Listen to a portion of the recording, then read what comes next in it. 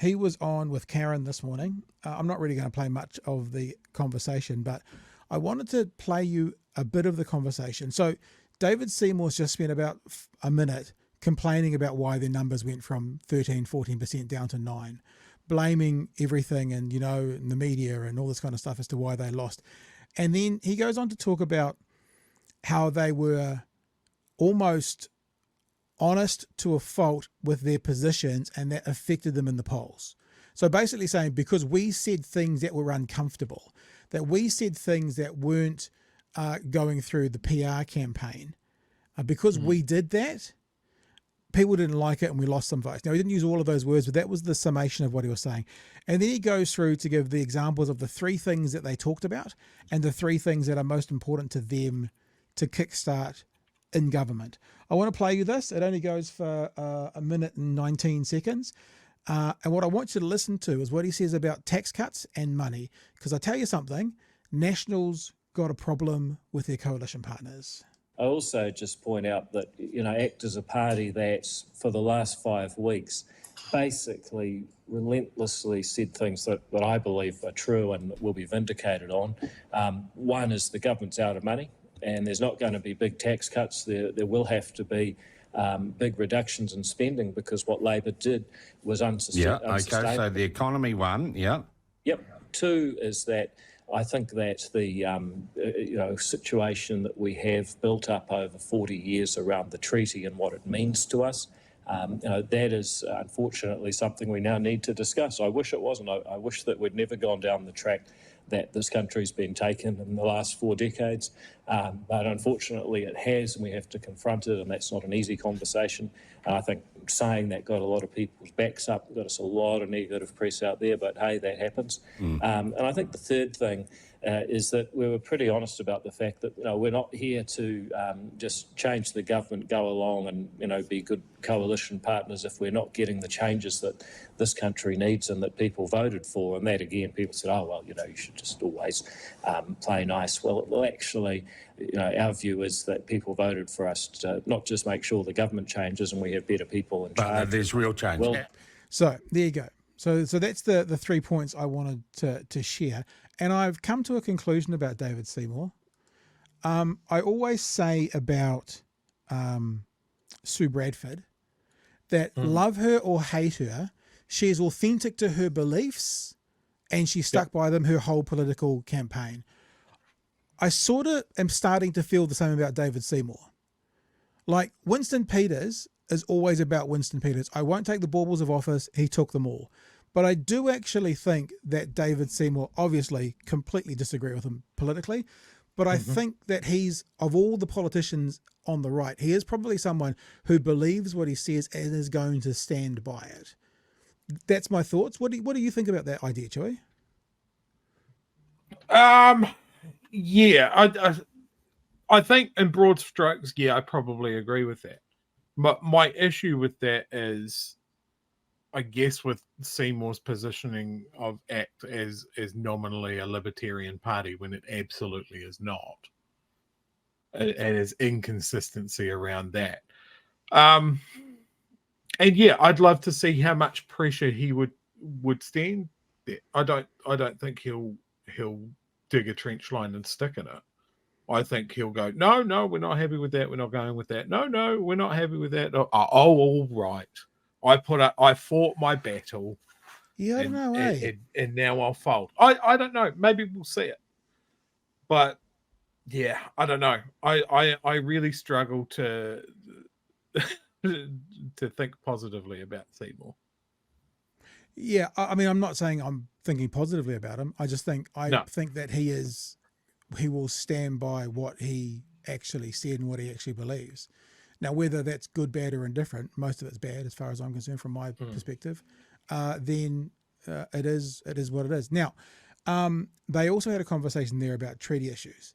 And one of the things that was a little bit terrifying is the treaty issues that Seymour wants to talk about. Plunkett made comments that in 2005, Winston Peters tried to do almost an identical thing.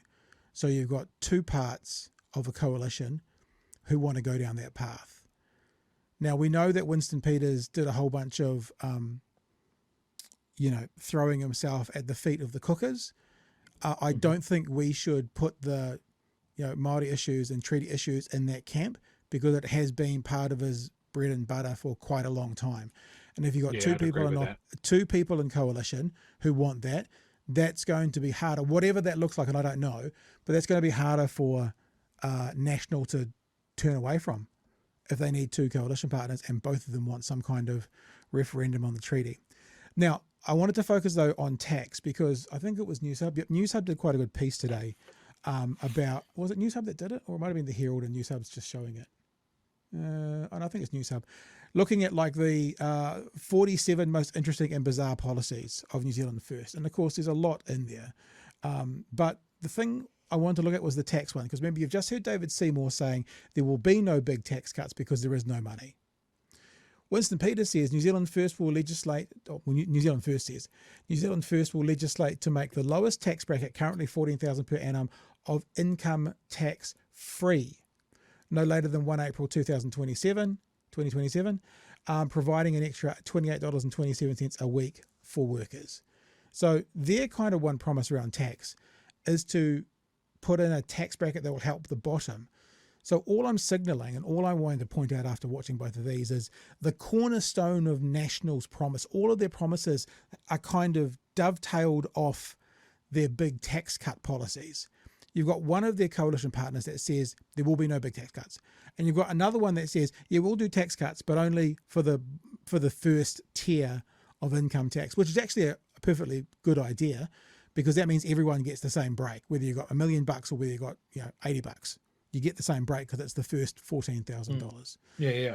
And I think it's interesting to earmark, because I think many of us for a long time have been saying, how will they do this? How is their foreign buyers tax going to work? How are they going to do tax cuts? The foreign buyers tax has to work for them to fund their tax cuts.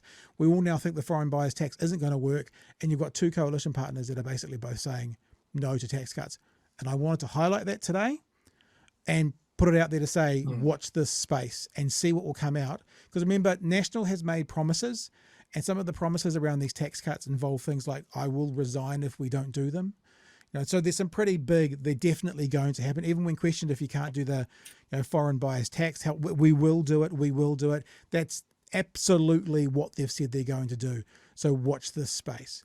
Speaking of spaces, though, it's quite interesting to read some of those things from New Zealand First. Gender issues, amend the Building Act to require, in the interest of safety of women and girls, that all public sector organisations provide separate, clearly demarcated unisex and single-sex bathrooms. Under COVID, end all vaccine mandates still operating in some organisations.